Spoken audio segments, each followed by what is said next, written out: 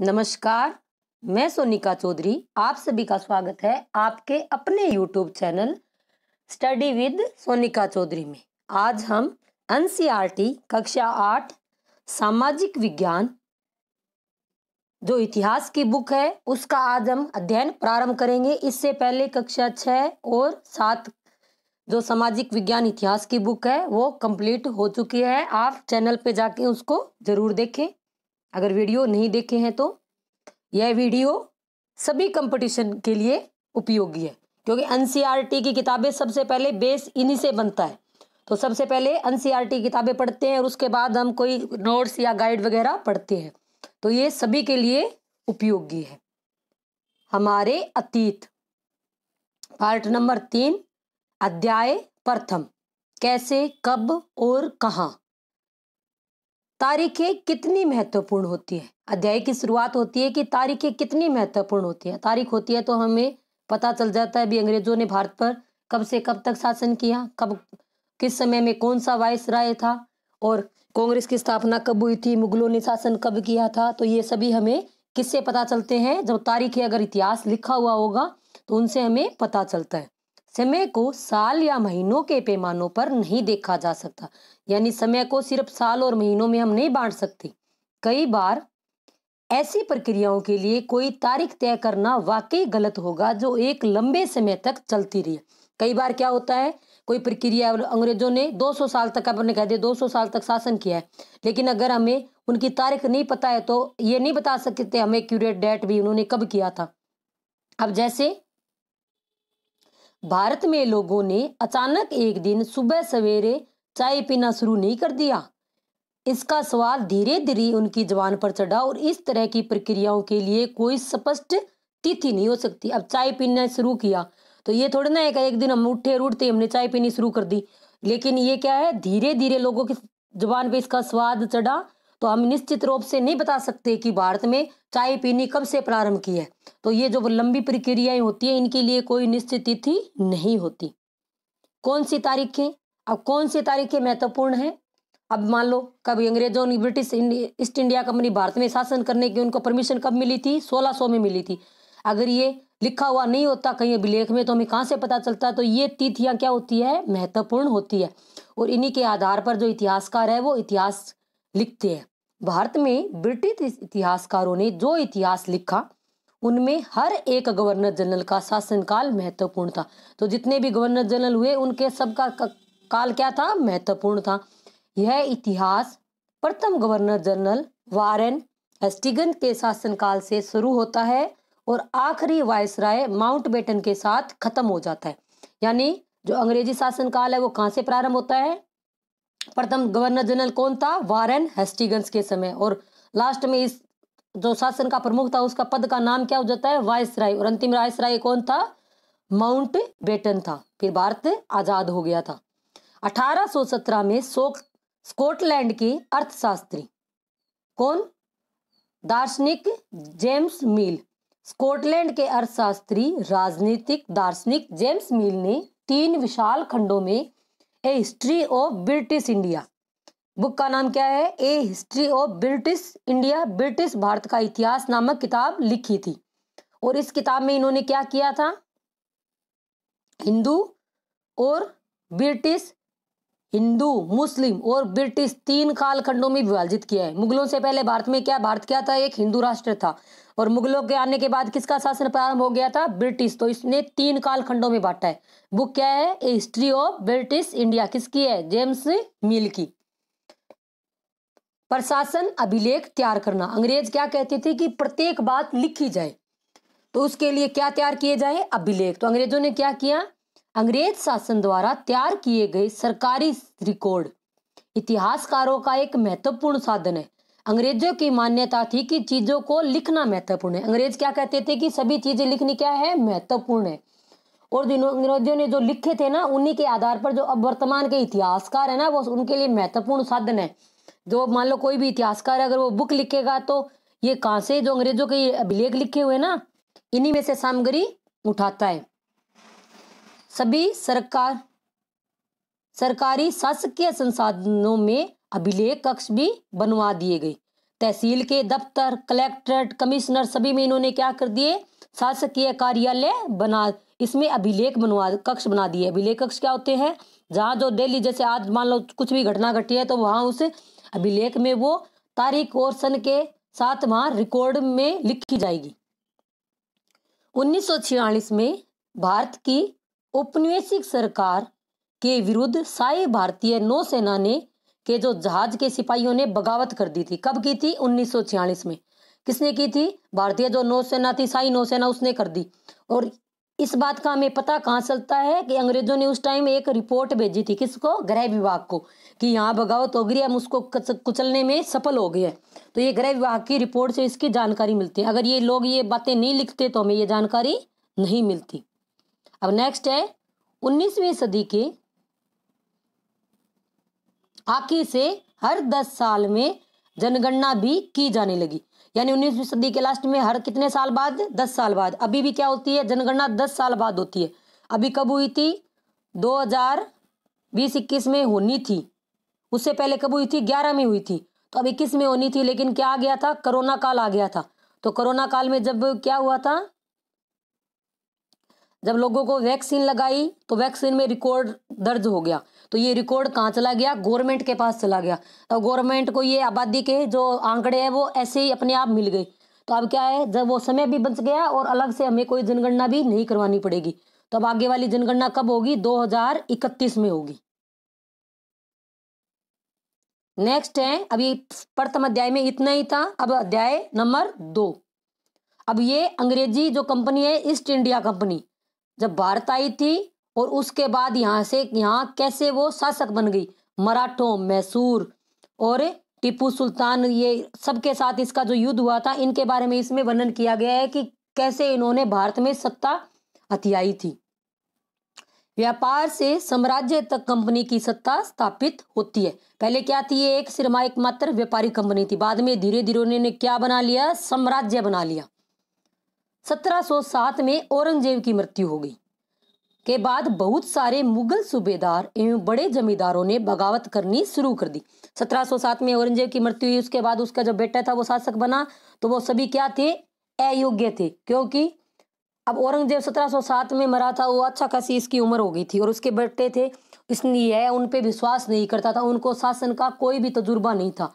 यानी उन्हें कहीं का भी सूबेदार वगैरह कुछ भी नहीं बनाया था, सारा कुछ किसके अंडर में था, औरंगजेब के हाथों में था। इसलिए उनको शासन का अनुभव नहीं था। और औरंगजेब की मृत्यु के साथ ही क्या हो गया था, मुगल साम्राज्य का पतन प्रारंभ हो गया था। जो जगह जगह क्या थे, जो सरदार थे, बड़े जमींदार थे, उन्होंने बगावत करनी प्रारंभ कर दी थी। 1857 में ब्रिटिश शासन के विरुद्ध भारी विद्रोह शुरू हो गया। तो विद्रोहियों ने मुगल बादशाह बहादुर शाह जफर को अपना नेता मान लिया था।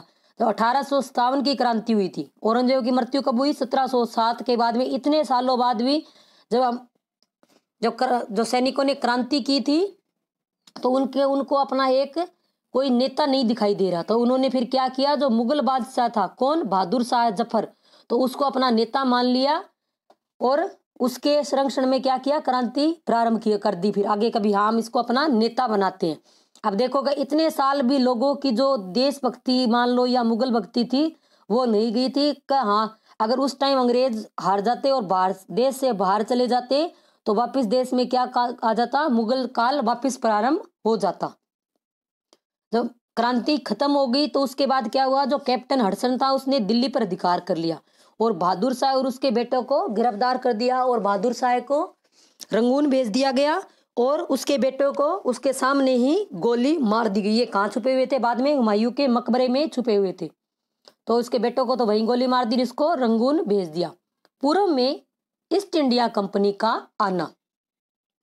अब 1600 ईस्वी में ईस्ट इंडिया कंपनी ने इंग्लैंड की महारानी एलिजाबेथ प्रथम से चार्टर अर्थात इजाजतनामा हासिल कर लिया। 1600 में स्थापना नहीं हुई थी, स्थापना तो इसकी पहले हो गई थी, लेकिन 1600 में इसको क्या मिला था, पूर्व से व्यापार करने का अधिकार मिल गया था। अब इस अधिकार में, इस पत्र में क्या था कि पूर्व में और इंग्लैंड की कोई भी कंपनी वहां व्यापार करने के लिए नहीं जाएगी, वहां सिर्फ कौन सी जाएगी, ईस्ट इंडिया कंपनी जाएगी। और इस इजाजतनामे में और क्या लिखा हुआ था कि आप पूर्व की साइड में जाके जितने भी पूर्वी देश हैं समुद्र तल से उनकी आप खोज कर सकते हो। तो इसको इजाजतनामे में ये सब बातें इसको लिख के दे दी, जिससे कंपनी को पूर्व से व्यापार करने का अधिकार मिल गया था। 1498 में पुर्तगाल के खोजी यात्री वास्को द गामा ने पहली बार भारत पर पहुंचने के बाद समुद्री मार्ग का पता लगाया था। यानी पुर्तगाली थे, वो सबसे पहले समुद्र मार्ग से भारत में पहुंचे थे। तब उनको पता चला भी यहाँ इधर से भी जाएंगे ना तो यहाँ भी कोई देश है। और पुर्तगाली भारत में सबसे पहले आए थे और अंग्रेज बाद में आए थे, और पुर्तगाली सबसे पहले आए थे और पुर्तगाली सबसे बाद में गए थे। अंग्रेज 1947 में चले गए थे और उसके बाद ये पुर्तगाली कहाँ थे, गोवा में रहते थे। फिर गोवा ने जब भारत का अधिग्रहण किया तब ये पुर्तगाली वहां से बाहर गए थे। अब नेक्स्ट है, ईस्ट इंडिया कंपनी बंगाल में व्यापार प्रारंभ करती है। अब इजाजतनामा कब मिल गया था, 1600 में।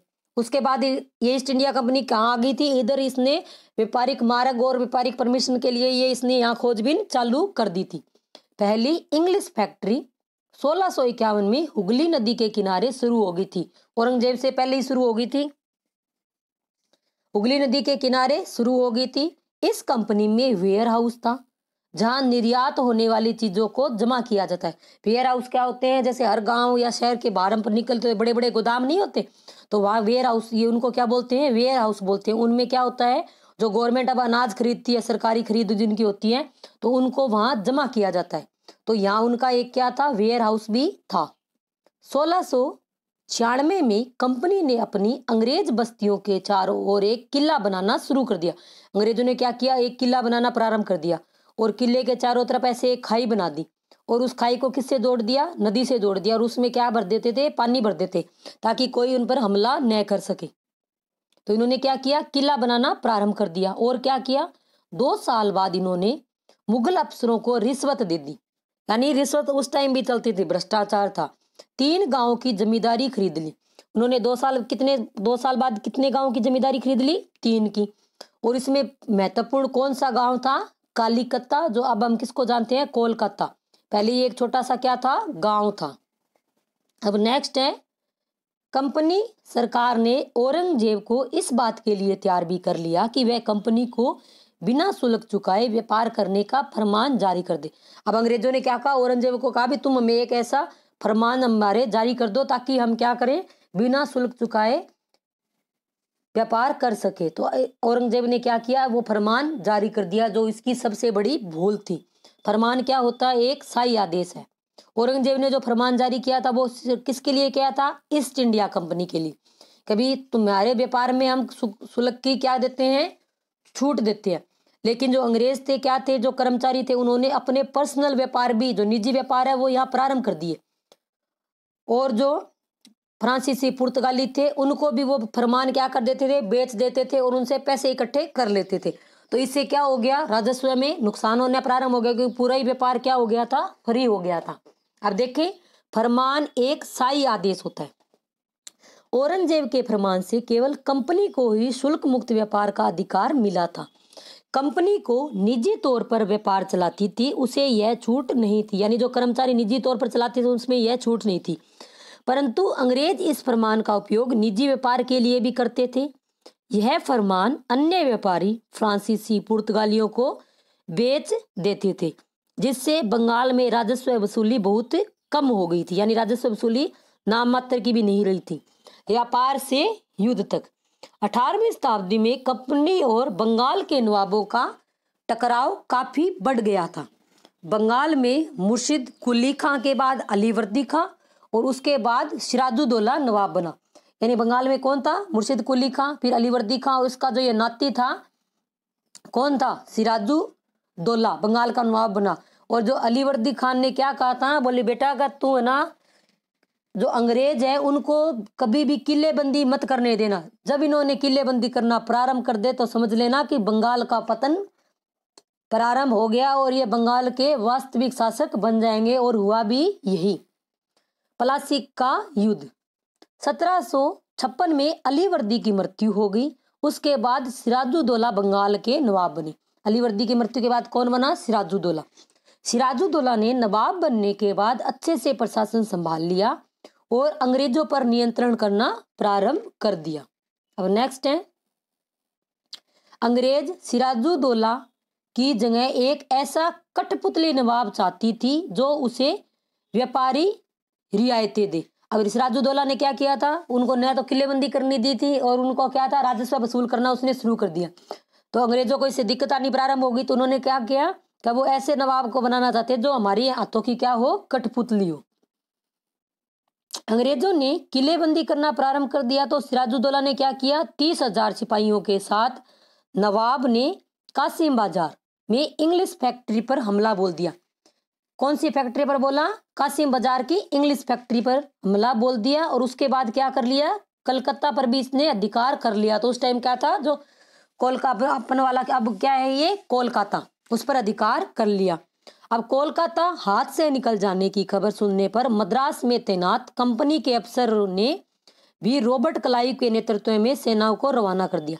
अब जब कोलकाता हाथ से निकल गया तो उसकी खबर कहाँ पहुंची, जो मद्रास में सैनिक थे, कंपनी के तैनात थे, अफसर उनको मिली, तो उन्होंने क्या किया, रॉबर्ट क्लाइव के नेतृत्व में सेना को रवाना कर दिया। 1757 में रॉबर्ट क्लाइव ने प्लासी के मैदान में सिराजुद्दौला के खिलाफ कंपनी की सरकार का नेतृत्व किया। यानी अंग्रेजों की तरफ से कौन था, रॉबर्ट क्लाइव, और नवाब कौन था, सिराजुद्दौला की सेनाओं में युद्ध हुआ और रॉबर्ट क्लाइव की विजय हुई। नवाब सिराजुद्दौला की इसमें क्या हो गई थी, पराजय क्यों हुई थी। तो सिराजुद्दौला का एक सेनापति था, कौन था, मीर जाफर था। उसने क्या किया, युद्ध में आया जरूर लेकिन उसने युद्ध में भाग नहीं लिया। क्यों नहीं लिया, अंग्रेजों ने उससे क्या था कि सिराजुद्दौला को हम मार देंगे युद्ध में, तो तेरे को हम क्या कर देंगे, बंगाल का नवाब बना देंगे। तो इसने धोखा दिया, इस कारण और उसने इसको कहा था भी, सिराजुद्दौला उसके पास भी गया था, कभी तू अपने बंगाल को बचा ले, तो भी ये वहां से नहीं हिला। सिराजुद्दौला की हार का बड़ा कारण उसके सेनापतियों में से एक सेनापति मीर जाफर की टुकड़ी का युद्ध में शामिल न होना था। और बाद में फिर इसी को अंग्रेजों ने क्या बनाया था, बंगाल का नवाब बनाया था। प्लासी की जंग इसलिए भी महत्वपूर्ण मानी जाती है क्योंकि भारत में यह कंपनी की पहली बड़ी जंग थी। कंपनी मेन रूप से क्या थी, एक व्यापारी बन के ही आए थे और बाद में ये धीरे धीरे क्या हो गए, इन्होंने पूरे हिंदुस्तान पर कब्जा कर लिया था। भारत में यह कंपनी की पहली बड़ी जंग थी। प्लासी के जंग के बाद सिराजुद्दौला को मार दिया गया और प्लासी के युद्ध के बाद किसको, मीर जाफर को नवाब बना दिया गया। प्लासी का युद्ध कब हुआ था, 1757 में। कब हुआ था, 1757 में। बाद में किसको बनाया, मीर जाफर को। अब मीर जाफर ने क्या हुआ, जैसे ही नवाब बना तो उसने अपनी जिम्मेदारी संभाल ली और कंपनी को क्या कहा, कभी तुम मुझसे राजस्व दो। तो फिर कंपनी, ये अंग्रेज क्या सोचने लगे कि इसको भी हमें हटाना पड़ेगा और किसी को हमें यहाँ नवाब बनाना पड़ेगा। कंपनी भी, अब इन्होंने युद्ध तो अंग्रेजों ने जीत लिया लेकिन खुद सा नवाब नहीं बनी, तो इन्होंने क्या किया, मीर जाफर को बना दिया। कंपनी अभी भी शासक बनने की जिम्मेदारी संभालने के लिए तैयार नहीं। अंग्रेज क्या कह रहे थे कि अभी हमें शासक नहीं बनना, हमारा मुख्य उद्देश्य क्या है, व्यापार करना है, क्योंकि ये व्यापार के लिए ही आए थे। मीर जाफर ने नवाब बनने के बाद कंपनी का विरोध करना प्रारंभ कर दिया क्योंकि उसको भी तो राजस्व चाहिए था, शासन चलाने के लिए पैसों की जरूरत थी। तो मीर जाफर को नवाब पद से हटाकर किसको बना दिया, मीर कासिम को बना दिया। अब जिसने, मीर जाफर ने क्या किया था, युद्ध में भाग नहीं लिया था, उसको भी हटा दिया। अब किसको बना दिया, मीर कासिम को। मीर कासिम एक योग्य नवाब था और कूटनीतिज्ञ भी था। उसने क्या किया, धीरे धीरे अंग्रेजों के प्रभुत्व से मुक्त होने का प्रयास किया। जब मीर कासिम अंग्रेजों को परेशान करने लगा तो बक्सर का युद्ध हुआ। किसका युद्ध हुआ, बक्सर का। कब हुआ, 1764। ये दो महत्वपूर्ण युद्ध है, एक तो प्लासी का और एक बक्सर का। इसके बाद ही अंग्रेजों की जो शासन सत्ता थी वो भारत में प्रारंभ हुई थी। अब बक्सर का युद्ध हुआ, उसके बाद इसमें कौन हार गया था, मीर कासिम हार गया। तो मीर कासिम को इन्होंने क्या कर दिया, हटा दिया और फिर से नवाब किसको बना दिया, मीर जाफर को। पहले कौन था, सिराजुद्दौला, उसके बाद कौन, मीर जाफर, फिर किसको बनाया, मीर कासिम को, और फिर बक्सर के युद्ध में हराने के बाद वापस किसको बना दिया, मीर जाफर को। बक्सर के युद्ध के बाद अब क्या किया, कभी तुम लोग नवाब को 5 लाख रुपए माह कंपनी को चुकाने थे, यानी तुम 5 लाख रुपए प्रत्येक महीने हमें 5 लाख रुपए दोगी। अब देख लो इसके बाद क्या हुआ, 1 साल बाद ही इसकी मृत्यु हो गई थी। अब इतना पैसा कहां से लेके आए। 1765 में मीर जाफर की मृत्यु हो गई। मुगल सम्राट ने कंपनी को बंगाल का प्रांत का दीवान नियुक्त कर दिया। पहले तो जैसे नवाब थे, फिर बाद में जो मुगल सम्राट थे वो खुद ही क्या थे, अयोग्य थे, और उनके जितने भी डिसीजन थे वो सभी क्या थे, अयोग्य ही थे। तो उन्होंने क्या किया कि बंगाल का प्रांत का दीवान अब तुम ही बन जाओ, हम शासन नहीं चला सकते इतनी दूर बैठे हुए दिल्ली में। और यह इनकी सबसे बड़ी भूल थी। यहीं से अंग्रेजों की सत्ता का प्रारंभ हो गया था। कंपनी का फैलता शासन। बक्सर का युद्ध। 1764 के बाद कंपनी ने भारतीय रियासतों में रेजिडेंट तैनात कर दिए थे, यानी एक कर्मचारी उन्होंने अपनी तरफ से हर रियासत में नियुक्त कर दिया था। कंपनी ने रियासतों से सहायक संधि भी थोपनी प्रारंभ कर दी था। सहायक संधि में क्या कहा था कि हम तुम्हारी जो बाह्य आक्रमण होगा तो उससे हम तुम्हारी रक्षा करेंगे, और अपना एक रेजिडेंट वहां उसने अपने उनके दरबार में छोड़ दिया, जो इस सहायक संधि की सबसे बड़ी जो गलत शर्त थी। इससे क्या हो गया, अंग्रेजों को जो उनके शासन के अंदर की जो बातें होती थी दरबार में वो सब पता चलने लग गई। इस कारण ये इन्होंने इनके ये वास्तव हर चीज में ये हस्तक्षेप करने लगी। कंपनी ने रियासतों पर सहायक संधि भी थोपनी प्रारंभ कर दी। Richard Wellesley Delhi governor general 1798 से 1805 में रहा था।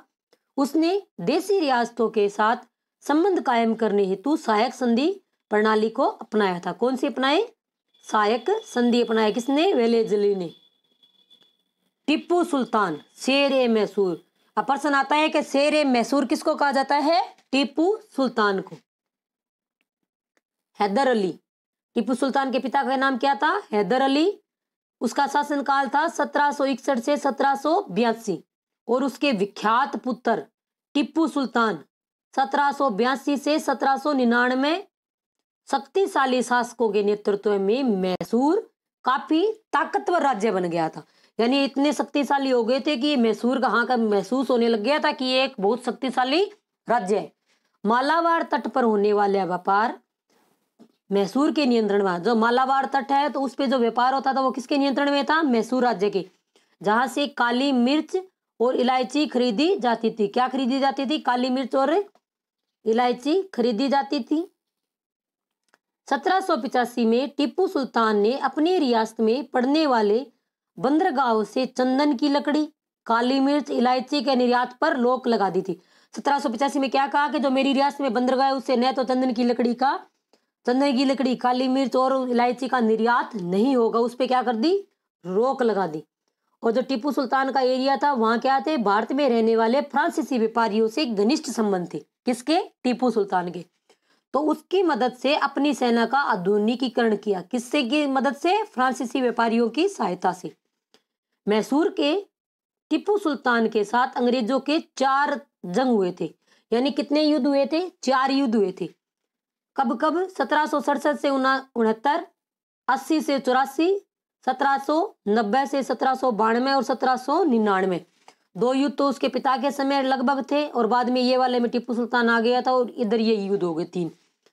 सिरीर और लास्ट युद्ध 1799। लास्ट युद्ध कब हुआ था, 1799। कौन सा युद्ध था ये,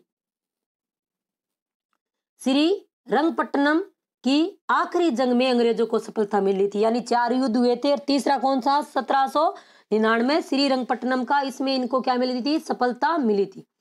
युद्ध में टीपू सुल्तान मारे गए और मैसूर का राजकार पुराने वोडियार राजवंश के हाथों में सौंप दिया गया।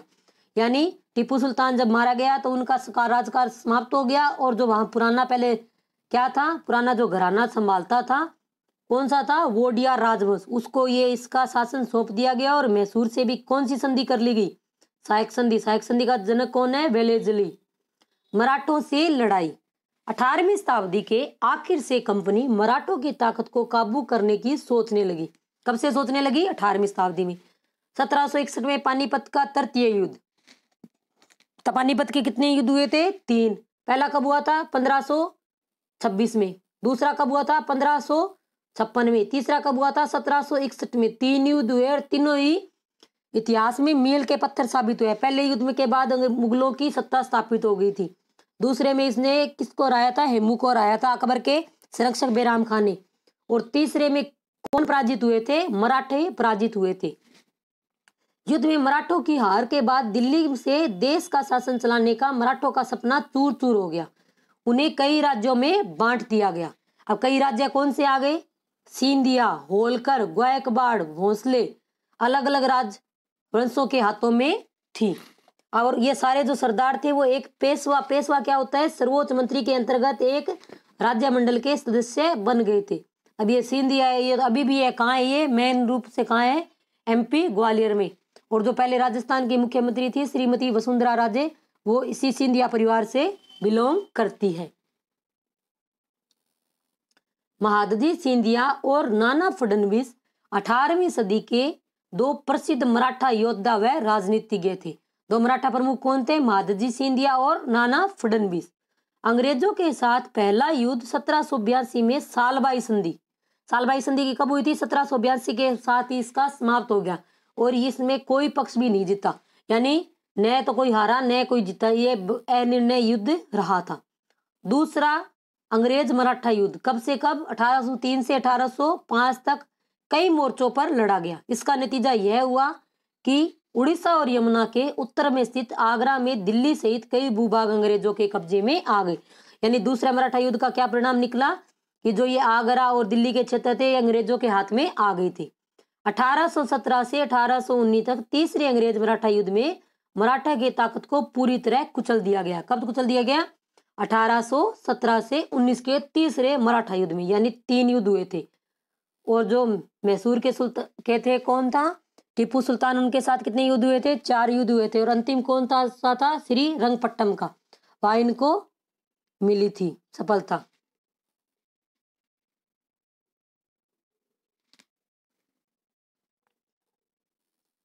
सर्वोच्चता का दावा।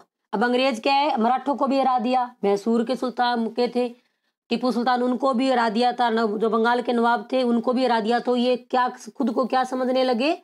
सर्वोच्च समझने लगे कि सबसे सर्वोच्च क्या है? हम ही है। लॉर्ड हेस्टिंग्स 1813 से 1823 तक गवर्नर जनरल के नेतृत्व में सर्वोच्चता की एक नीति शुरू की कि कंपनी का दावा था कि अपनी सत्ता सर्वोच्च है, वह भारतीयों से काफी ऊपर है। अंग्रेजों को किस बात का घमंड था? कि हम ही सर्वोच्च हैं और जो भारतीय है वो हमसे नीचे है। जब अंग्रेजों ने कित्तूर कहाँ है? कर्नाटक के छोटे से राज्य को कब्जे में लेने का प्रयास किया, तो कित्तूर की रानी कौन थी? चेन्नम्मा ने हथियार उठा लिए और अंग्रेजों के खिलाफ युद्ध छेड़ दिया। कर्नाटक की रानी कौन थी? चेन्नम्मा थी, और उसने क्या कर दिया? युद्ध छेड़ दिया।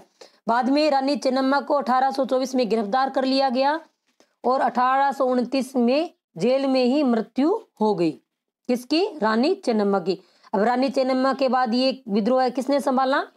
चेन्नम्मा के बाद कित्तूर स्थित संगोली के एक गरीब चौकीदार रैना ने यह प्रतिरोध जारी रखा।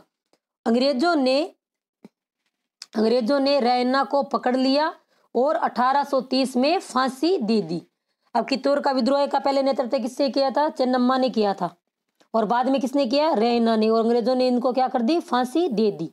अब पंजाब में कौन थे उस टाइम? महाराजा रणजीत सिंह का शासन था।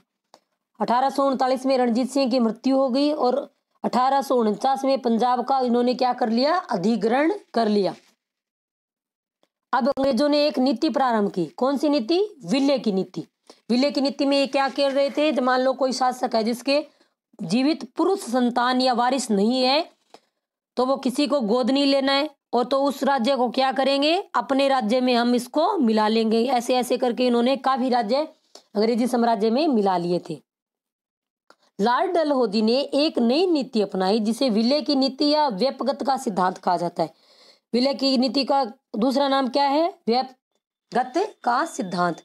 व्यपगत सिद्धांत इस तर्क पर आधारित था कि अगर किसी शासक की मृत्यु हो जाती है और उसका कोई पुरुष वारिस नहीं है तो कंपनी उस भूभाग पर अधिकार कर लेगी। इस सिद्धांत के आधार पर सतारा, संबलपुर, 1850 उदयपुर, ये उदयपुर राजस्थान वाला नहीं है।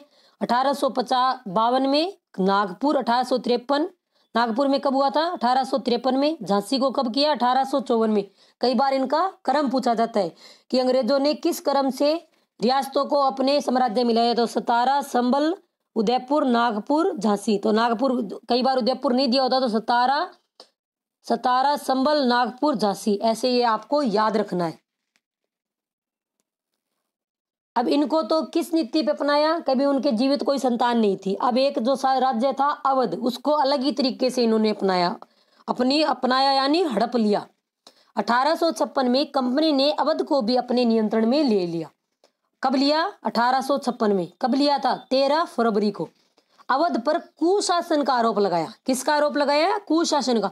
कभी आपको तो शासन करना ही नहीं आता, हम आपको शासन करना सिखाते हैं। तो इन्होंने क्या किया? अवध को अपने अधिकार क्षेत्र में ले लिया। 13 फरवरी 1856 को अवध को अंग्रेजी साम्राज्य में मिला लिया गया। एकमात्र यह ऐसे पूछे कि एकमात्र रियासत जिस पर कुशासन का आरोप लगा के मिलाया गया कौन सी थी? अवध थी।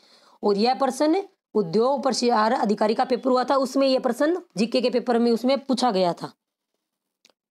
फिर इसमें जो अवध में क्या थी? दरबारी संस्कृति थी। तो जिसके अंदर दरबारी में जो नाच गाने वाले भी थे और जो इनके सामंत थे और जो बावर्ची थे, सब क्या हो गए? बेरोजगार हो गए। अवध की जो सेना थी वो काफी बड़ी थी, तो वो भी उनका सेना को भी भंग कर दिया गया। तो 1857 की जो क्रांति हुई थी इसमें अवध के सैनिकों ने भी बढ़ चढ़कर भाग लिया था। नए शासन की स्थापना। गवर्नर जनरल वारेन हेस्टिंग्स 1773 से 1785 तक रहा था। के समय तक आते आते कंपनी की ताकत में न केवल बंगाल बल्कि मद्रास और बंबई भी आ गए थे। बंगाल तो था ही, अब कौन आ गया? बंबई और मद्रास भी हासिल कर चुके थे। अब इन्होंने क्या किया? 1772 में एक नई न्याय व्यवस्था प्रारंभ की। इसमें क्या किया? 2 तरीके की अदालतें बना दी। कौन सी? फौजदारी अदालत, और एक कौन सी बना दी? दीवानी अदालत इन्होंने बना दी। दीवानी अदालतों के मुखिया यूरोपीय जिला कलेक्टर होते थे। दीवानी अदालतों के मुखिया कौन होते थे? यूरोपीय जिला कलेक्टर होते थे।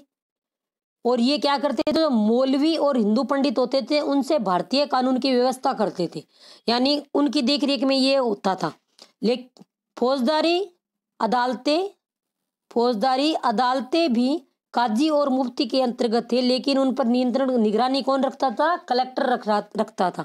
अभी भी 2 तरीके की न्यायालय होते हैं। कौन से? दीवानी न्यायालय और फौजदारी न्यायालय। 1773 का रेगुलेटिंग एक्ट के तहत एक नए सर्वोच्च न्यायालय की स्थापना की गई। कब की गई? 1773 में।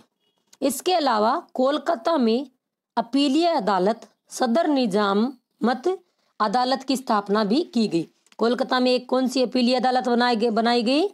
सदर निजामत अदालत भी बनाई गई।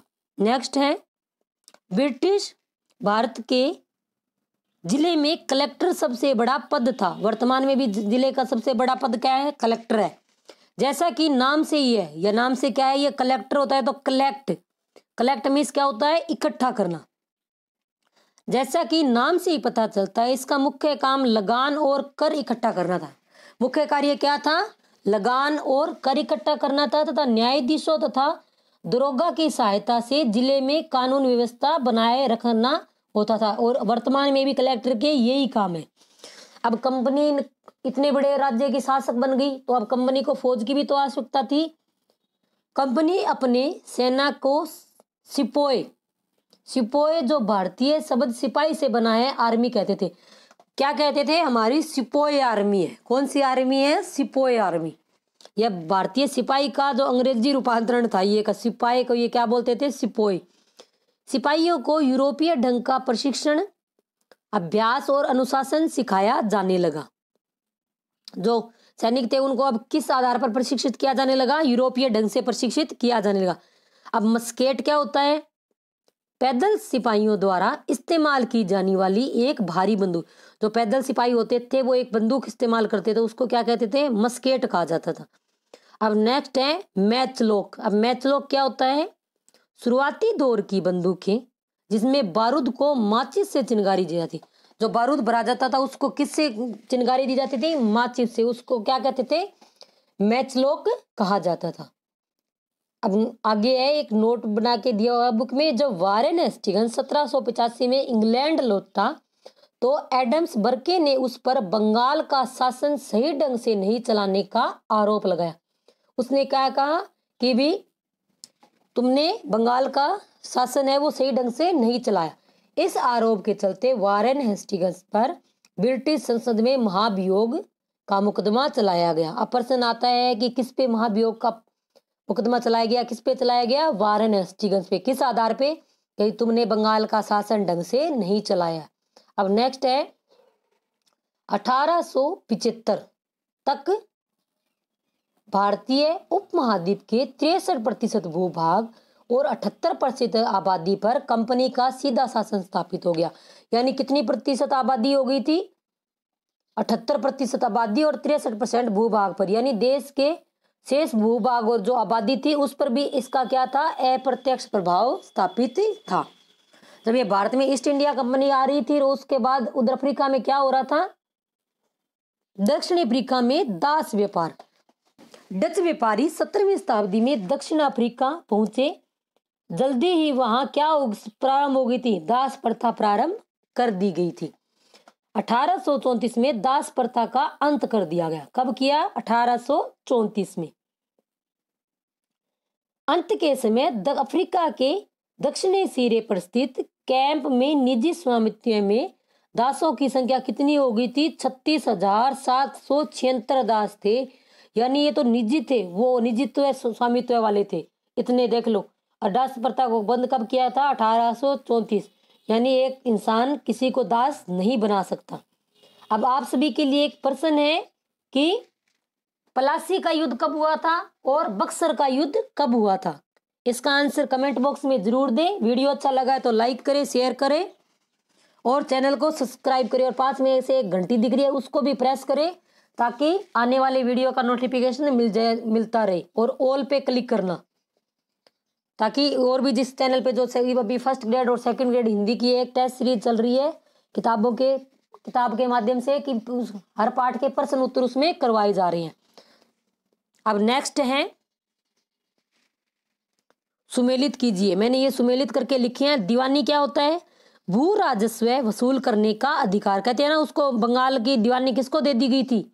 अंग्रेजों को दे दी गई। तो उनको क्या अधिकार मिल गया? भू राजस्व वसूल करने का अधिकार मिल गया।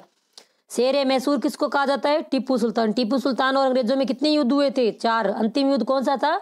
श्री रंगपट्टनम का, और उसमें अंग्रेज विजयी हुए थे। फौजदारी अदालत इसमें दे रखा है। रानी चन्नम्मा कहाँ की थी? कित्तूर, कर्नाटक में अंग्रेज विरोधी आंदोलन का नेतृत्व किया। बाद में अंग्रेजों ने इनको गिरफ्तार कर लिया। वही इनकी मृत्यु की। बाद में कौन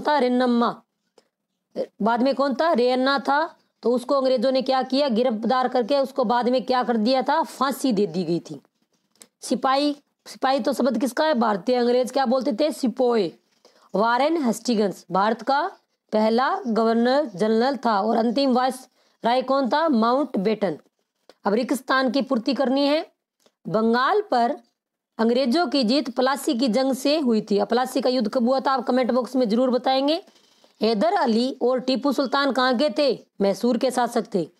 डलहौजी ने विलय और व्यपगत का सिद्धांत अपनाया था और इससे पहले सबसे पहले किसको किया था? सतारा को। फिर बाद में संबलपुर, फिर उदयपुर, फिर झांसी को अपने अधिकार क्षेत्र में ले लिया था। मराठा रियासतें मुख्य रूप से भारत के दक्षिण भाग में स्थित थी और मराठों की सत्ता कौन से युद्ध से खत्म हो गई थी? 1761 में। बाद में इसको क्या कर दिया था? छोटे छोटे राज्यों में बांट दिया था। उनको बाद में पेशवा के नीचे अधीन कर दिया गया था। आज के वीडियो में इतना ही। धन्यवाद।